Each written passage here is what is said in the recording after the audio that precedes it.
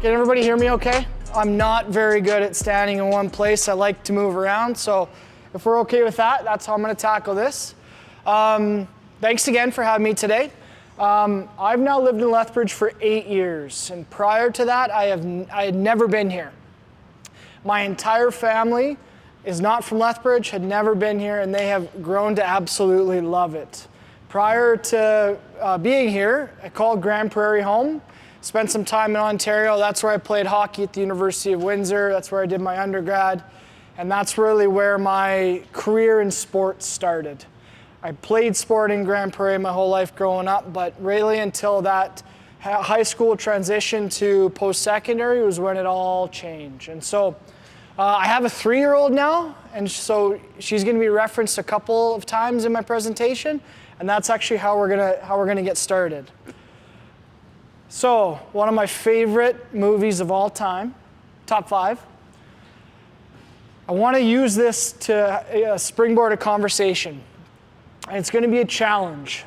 And the challenge for all of you is to be open, to be vulnerable, to be confident in what we're going to go through throughout this presentation. And so my question to you, and I want you to discuss it around the table with your individual, with the people you're sitting with, is what do you think, doing some self-reflection, what do you think your superpower is?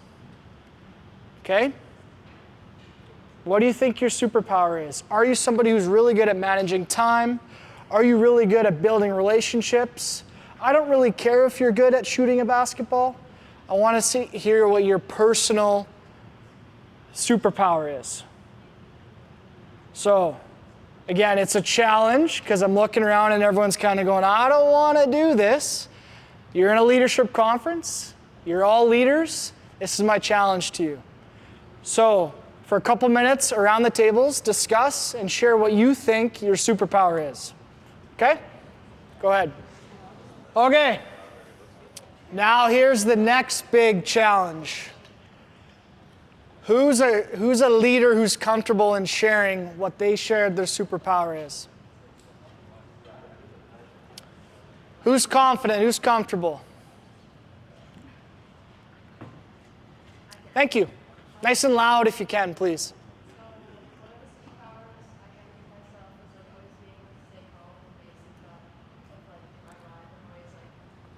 Sorry, can you say that again? So like in my mind, it's always running and I was like stressing in my mind. Yeah. Like I can be able to be like calm in my face and not show the opponents that I'm stressing out. Awesome, very, very good. So for those that didn't hear, she's very calm and collected while stressed. She's able to put on, show that face. She's able to stay composed. That's a great, great leadership skill. Who wants to go next? Thank you. Able to make connections with people. Again, crucial leadership skill. This is good. This is good. More. Thank you. I'm a good listener. Good listener. Good listener. I actually taught a class yesterday about active listening skills, and it's crazy to see university-age students in their 2nd, 3rd, and 4th year don't understand how listening is actually a skill. It's something that we can do and we can improve on. Really good. Anybody else? What's your superpower? Did I miss anybody? One more person. Need one more. Thank you. Nice and loud, please. Being able to pick people up when they're feeling down during sports. Awesome, thank you. And that's a great way to finish. Great way to finish. Okay, so throughout my presentation, there's going to be lots of self-reflection. I want you to think about who you are as an individual. And we're going to talk about 4 different leadership theories and how I believe they tie to the topic of the presentation that I'm going through. And so, Parker, you can hop over to the next slide. And so how we're going to tackle this is 4 buckets. Coaching, officiating, managing, and organizing. In my role, I'm lucky to be able to work with people who are part-time officials all the way to full-time officials. The same range happens across all these different categories. There is a common leadership theme within each job. And so what I want you to do is think about who you are, think about what type of person you are, and let's try and tie that to one of these positions. Okay? Does that make sense? So some self-reflection. We're going to talk about leadership theories and how they tie into sport. All right, Parker, please. Thank you. Okay, so as I was preparing, these are some of the jobs that I get to work with on a day-to-day basis. Officiating, Jane did an excellent job describing the officiating on field, but there's a whole other series of jobs available. There's off-ice game day officials, sport conveners, there's head officials, there's compliance directors, on and on and on. I know these are probably ones you haven't heard yet, but as you progress and as you start moving into post-secondary, you're going to learn more about them. Coaching, when I was an athlete, we just had a head coach and an assistant coach. Coaching has evolved into this absolute monster. There are sleep coaches, there are nutritional coaches, there are mental performance coaches, on and on and on and on. Okay? Management. This is where you get into a little bit more senior leadership. So you have presidents, boards, vice presidents, a general manager, a director, on and on and on. And then finishing with the organizing. And what I've really done here is I've put all of the supports of sports programs into this. So we have event coordinators, marketing promotions, sports information, broadcasting, facilities, youth programming, summer camps, community relations. All of those are really the supports that go into or in the background of athletics. So I want to stop here, and I want you guys again to discuss around the tables what ones of these jobs interest you and why. Okay? Make sense? So what jobs on this board interest you and why? Provide the rationale. Okay, we'll do this for a couple minutes and then we'll hear from a few people. Okay? Go ahead.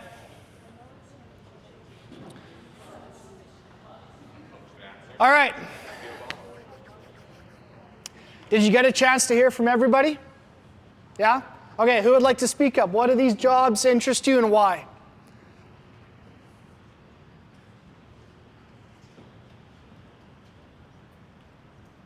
I'm very comfortable standing here all day until somebody speaks up.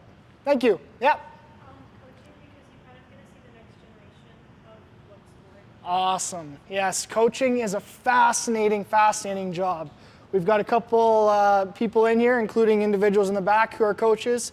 It is a very, very cool and very rewarding job. Others?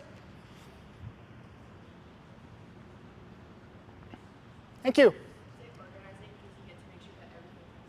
Yes, awesome. Very good.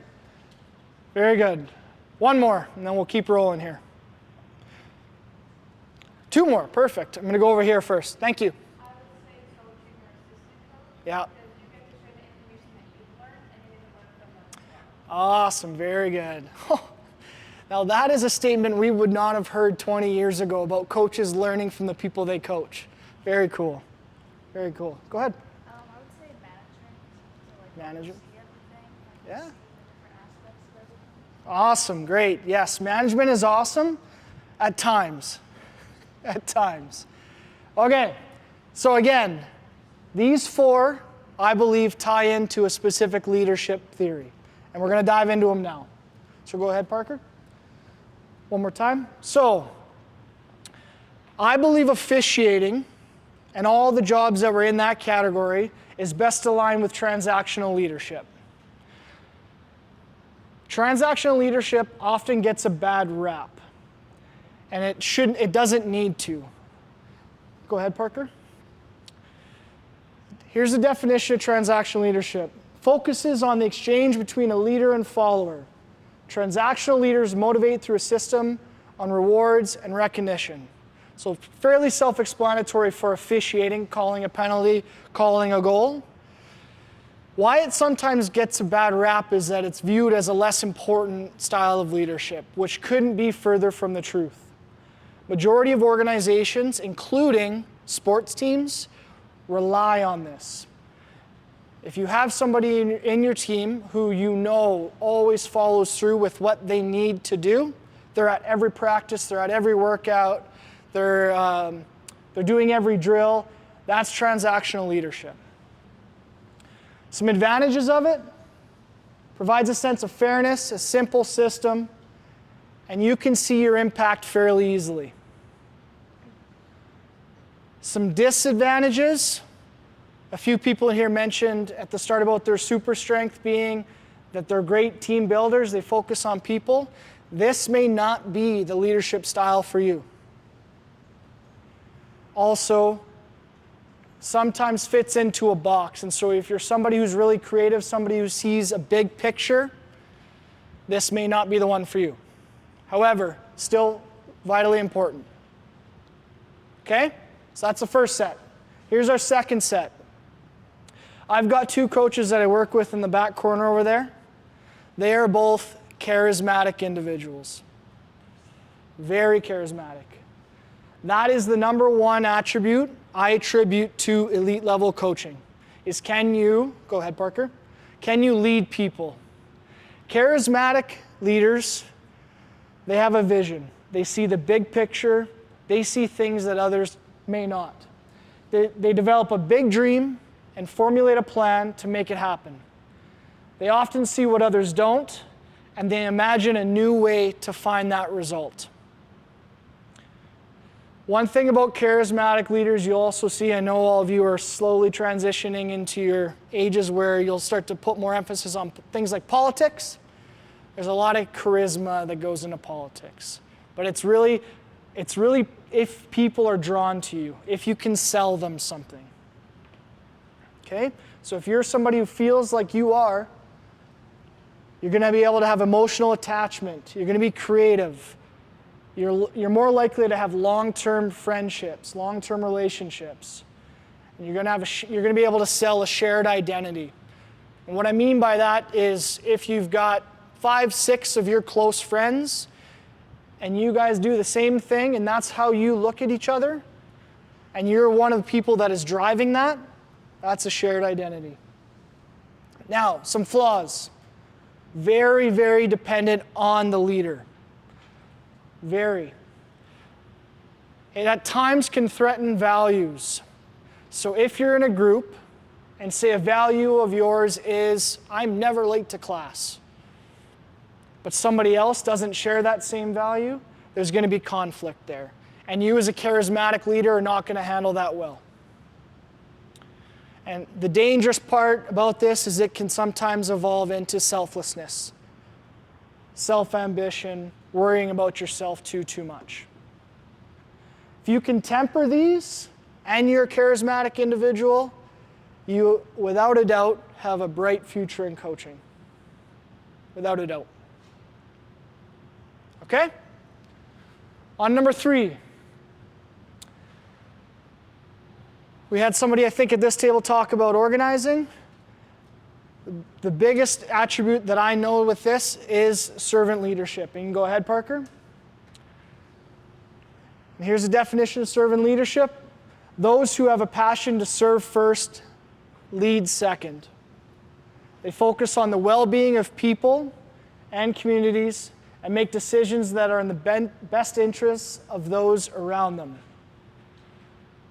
There are some great advantages to this. Your reputation as a servant leader will be very, very strong. People will view you as somebody they can rely on, somebody that always is thinking of them, doing their best to make sure you feel fulfilled. It is a really rewarding leadership theory. Improves group morale, and it allows others around you that you're supporting and you're serving to help grow and develop. Some disadvantages: it's very demanding. Very, very demanding.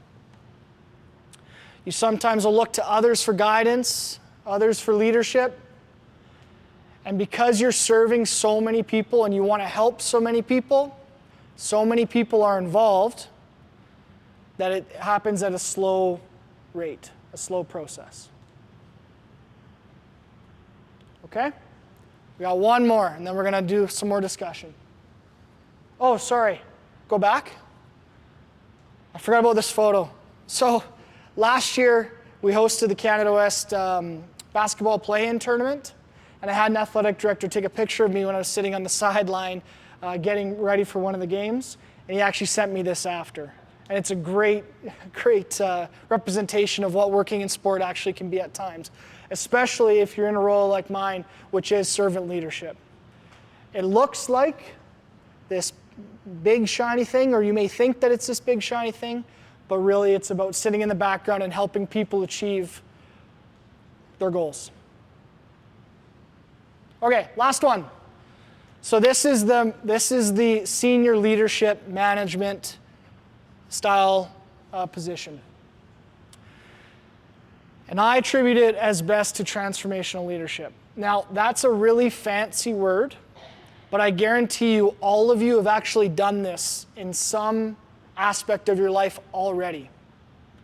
If you just think of an example that you helped a friend through something, helped a friend through a hard time, you're a really good listener, you listen and you help somebody navigate it, that is transformational support. That's transformational leadership.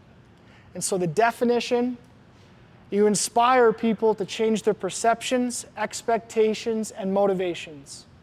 They build and maintain relationships while improving the morale, motivation, and performance of the teams. Some advantages: creativity, develops people, builds and maintains motivations, and creates a great group team dynamic. Some disadvantages: it puts pressure on people that you're leading. So if you want to be a president, if you want to be a manager, if you want to be a director, you're going to have a certain level of expectations that you have. And if people that are working inside the organization that you're a part of aren't meeting those, you're going to put pressure on those people. And so that's something you have to be comfortable with. You can focus too much at times on individuals, and then tied in with the expectations is sometimes you can micromanage. How many of you have jobs currently? Raise your hand if you have a job currently. How many of you feel like you have a boss that sometimes worries about stuff that they don't need to worry about with you? My coach just raised his hand right over there. Perfect. A couple of you. That's micromanagement. You got to give people room to grow, give people autonomy to take and complete tasks. Okay. Can you go? Yeah, actually, this is fine. So, we talked about the positions. We talked about the leadership theories that now tie into those positions. So again, my challenge to you is I want you to reflect, think about what we just ran through. Think about if your feelings of positions have maybe changed. Let's talk about it amongst our tables, okay? So again, officiating, transactional, task-based. We're relied on to get stuff done. Coaching, charismatic, big picture, motivation, inspiration. Transformational, it's about people, changing people. And then organizing, servant, it's about serving. It's about sitting in the background and helping people achieve what we think they can achieve. Okay? So go ahead, go around your tables for a couple minutes.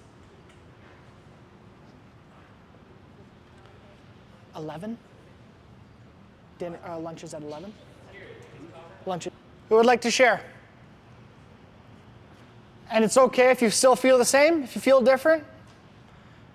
Maybe as I was describing, you picked up on something that even confirms your perception or your reflection even more.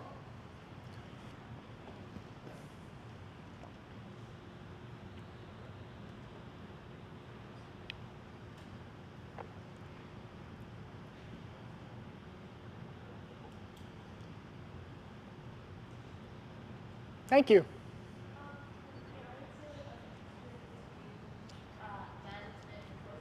Okay. Personally, I would like to go through like all the different areas, like start as like an assistant coach, and then like go to like a head coach and try and like see which one suits me best. Very cool. So it's funny you say that. So if anybody didn't hear, she was saying, like to experience maybe both management and coaching. There's certain attributes or certain aspects of both that she wants to try. My current boss was a coach for 25-ish years and made the jump from coaching now to management. And it's been really interesting to see that dynamic. He actually leans on his experience coaching and the skills developed coaching and transitions that into management. And so he's done what you're actually referencing and taking two of these and merging them together, which is awesome. The only problem with that is it takes a lot of experience to be able to do that and a lot of skills. Right? It's not something we can just do and learn within a year or two. Thank you. Sorry? Officiating coaching? Okay. Can you tell me why?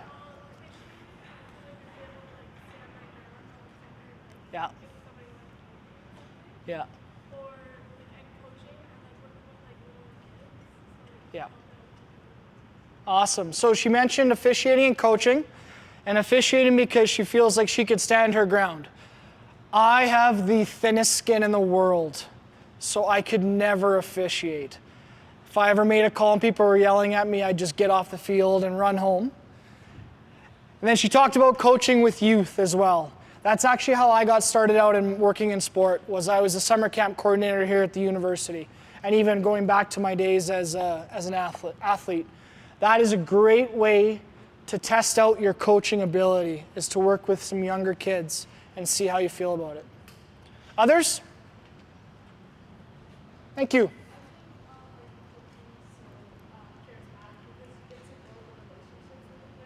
Yeah.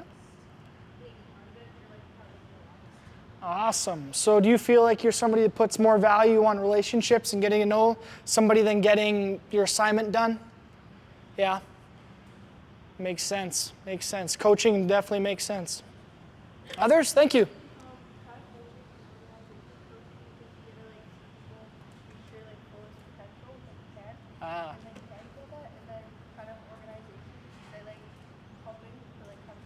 Yeah, so a mixture of both. Okay, cool. Awesome. All right, anybody else? And we'll move on here. I'm doing okay for time. Okay, go ahead, Park. You can transition it. Okay, so we tackled the first bit of the blurb I'm presenting on. Now let's talk about the benefits for us personally, working in sport. You have the benefits right now if you're all athletes. The benefits continue after that, and also the benefits for our communities. Okay? Go ahead, Park. So, as I was preparing, I found a study that highlighted 5 personal benefits for those working in sport. First one they listed was promoting a healthy and active lifestyle. The thrill and diversity of roles. I can speak to that. Working in sport is incredibly fast, incredibly chaotic, and it has to do with the fact that we're dealing with so many people. That will be a reality without a doubt. Your potential to impact lives positively, travel and cultural exposure. Jane talked a lot about traveling as an official. That will be an opportunity for all of you moving forward. And formulating relationships and networks, which is what we've discussed. I love this photo. This photo was actually taken last weekend at our men's soccer game. A young guy with LFC, just pure joy based off of a defensive play one of our teams made. And so this is just a great representation of the feeling that I get working in sport, the feeling that the managers and the senior leaders and your coaches and your support staff, that same feeling happens working in sport. Okay? All right. You can go ahead, Park. So, she's not here. I was hoping that she was going to be here. This is Keegan Brandner, who's going to be presenting to you guys this afternoon. Keegan is a rock star and has been with the Pronghorns for a long time. She represents what it means for sport to be in a community and how we can give back to our community. This is Keegan giving blood. And as I was preparing for this, I found a 2019 report from the Community Foundations of Canada And the report was basically why sport. And from there, it dove into all the aspects of what sport does for us personally, for people in the community, for the infrastructure of the community. And they listed these 5 things. So what it does for our community: provides positive role models who are all of you, especially if we take the opportunity here to work with youth in summer camps. You will be a positive role model for kids in the community. It connects you with people. It strengthens our community. Teaches you very, very important life skills. And encourages citizenship. Okay? And I want to finish with the last slide. And Parker's in this slide. I'm going to point him out. He's right here. Funny story, Parker came up to me as you guys were talking around the table, and they were having a meeting last night. Parker sat in quite a bit of the presentations I've given over regarding leadership. And he was saying last night when they were discussing, a girl on the track and field team said, "I bet you $5 Spencer references his 3-year-old daughter in the first 3 minutes of his presentation," which I did today. But Parker, and then I want to talk about this individual right here. Any of the athletes know who this is?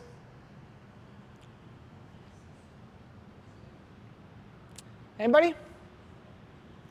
Ooh, we got to improve that. So that is our head coach of track and field at the University of Lethbridge, Larry Stanke. And he represents everything what sport means to a community. Larry came to Lethbridge a long time ago as a student athlete at the University of Lethbridge. Not originally from Lethbridge, came here, studied here, competed in sport here. Decided to stay in Lethbridge after because of his experience. Larry is now preparing for his 6th Olympic Summer Games this coming summer and has coached with us ever since. As an individual who moved to a new town, didn't know anybody, and because of sport, decided to stay and has now represented Lethbridge in the biggest event in the world, the biggest sporting event in the world for the 6th time. He represents what community or what sport means to communities.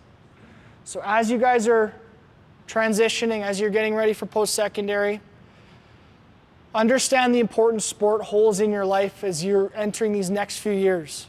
You're going to go off to school, you're going to set some new roots potentially. Rely on sport to help make that transition. And once you get through that, there'll be opportunities for working in sport outside of that. Okay? All right, that's it. I'm all done. Thank you guys. Appreciate it.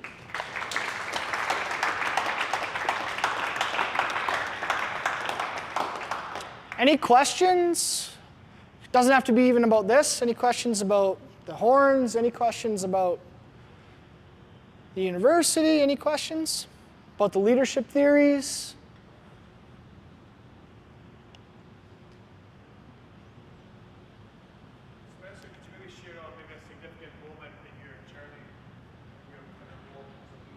Oh.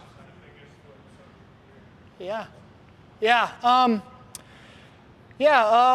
think, so Graham's question, by the way, that's Graham Moffat. He is the head coach of our women's rugby team at the University of Lethbridge. I'm obviously biased, but I think he is the best rugby coach in Canada West and in USports. Don't tell him that, though, because then he'll stop working hard. He asked me what a memorable or a memorable moment in sport for me was. And it had to do with the time of my life that you guys are at right now. So, as I mentioned, I was originally from Grand Prairie. I played hockey in the minor hockey system in Grand Prairie my whole life. And as I was transitioning out of high school and looking to play hockey, I didn't really have an opportunity to go anywhere. And so a friend of mine who was a mentor and a former coach was calling schools to see if I could get in with one of the schools to play with. Actually called a bunch, including Lethbridge. None of the schools in Western Canada had a spot for me. There was one school in Ontario, University of Windsor, and I had a 2005 Pontiac G6, and I packed that car full of everything, and I drove from Grand Prairie, Alberta, all the way to Windsor. Went down in the States, through North Dakota, South Dakota, Minnesota, through Detroit, And I landed in Windsor, not knowing anybody.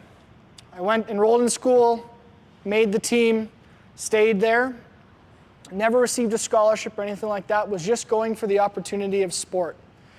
I ended up staying there for 4 years, had the best experience of my life that actually culminated in me winning the National Player of the Year award in University Sport that last year.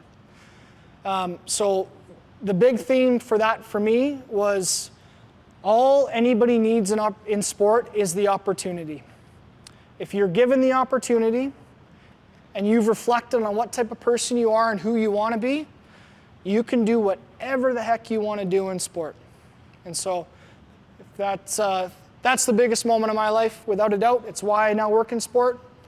It's now also why I work in post-secondary sport, because I fully believe in what that does for people. So thanks, Moff. Any others? All right, I've taken enough time. Thanks a lot, you guys. I really do appreciate it. Okay?